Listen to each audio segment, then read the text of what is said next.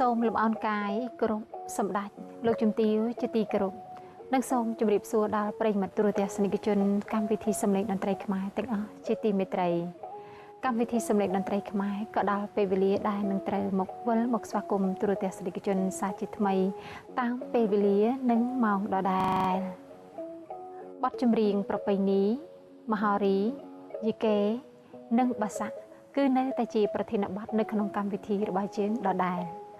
ហើយនៅក្នុងសប្តាហ៍នេះកម្មវិធីសម្លេងតន្ត្រីខ្មែរក៏សូមលើកយកនៅបទចម្រៀងប្រពៃណីមកចែកជូនលោកអ្នកបានស្ដាប់និងទស្សនាកម្សាន្តដូច្នេះសូមស្វាគមន៍ទូរទស្សនិកជនជាដំបូងតាមរយៈបទប្រពៃណីមួយបទដូចតទៅ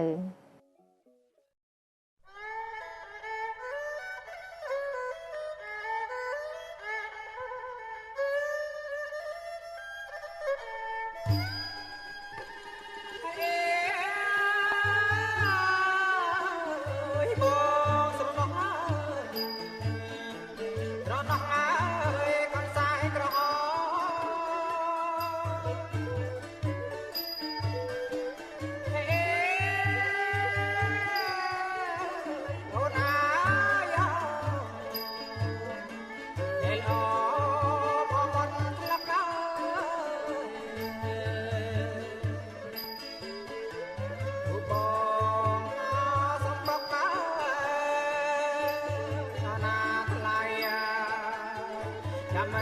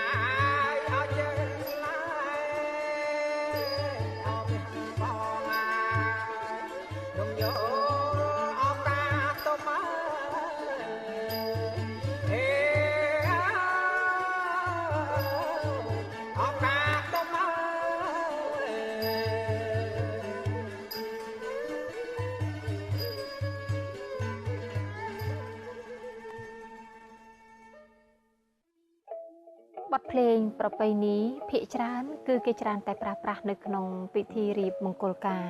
ក៏ប៉ុន្តែគេក៏អាចយកមកស្ដាប់កាយកំសាន្តនៅក្នុងបរិយាកាសផ្សេងៗបានផងដែរ